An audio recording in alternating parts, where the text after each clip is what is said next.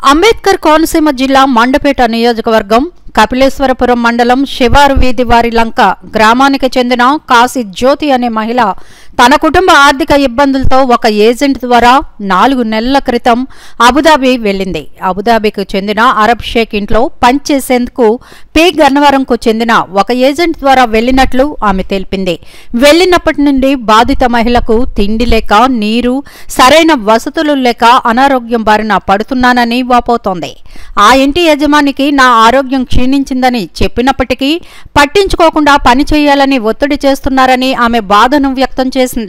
రాష్ట్ర ప్రభుత్వం చొరవ తీసుకుని తనను తిరిగి స్వదేశానికి తీసుకురావాల్సిందిగా వేడుకుంది. నా పేరు జ్యోతి అండి. కపిలేశ్వరం మండలం ఇది వల్ల గ్రామం. అయితే మాకున్న ఆర్థిక సమస్యను బట్టి నేను ఒక ఏజెంట్ నమ్మి నేను అబుదాబి వచ్చానండి. 4 ముగ్గురు ఉంటారు. అన్నని ఇక్కడ తీసుకొచ్చి పెట్టారండి. ఇక్కడైతే 4 ముగ్గురు లేరు. ఒక్కరిదాన్ని చేయాలి పని అంతా.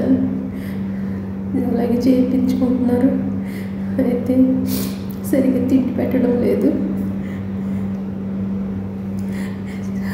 అలాగే సరిగ్గా చేతి ఇవ్వడం లేదు, ఇంటి చేసుకోనివ్వడం లేదు.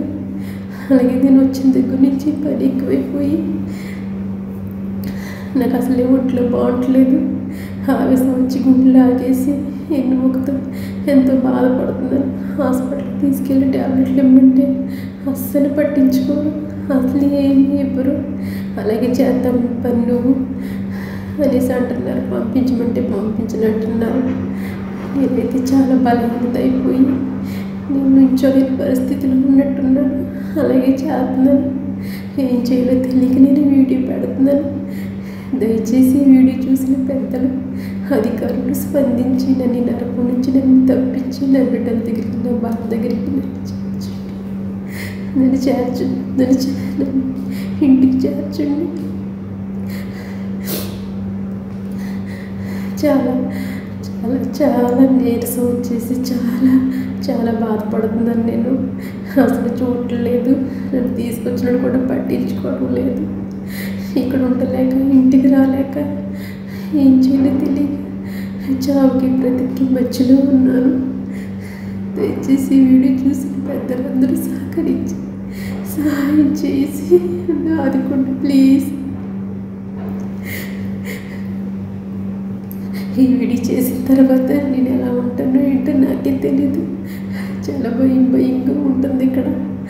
అసలు 2 రోజులు కూడా అన్నం పెట్టకు, ఒకసారి చాలా వేదన. దయచేసి సహాయం చేసి నన్ను ఆదుకోండి ప్లీజ్. నన్ను ఇంటికి తీసుకెళ్ళండి, నా బిడ్డల దగ్గరికి సహాయం చేయండి. పెద్దలందరూ కలిసి సహాయం చేయండి.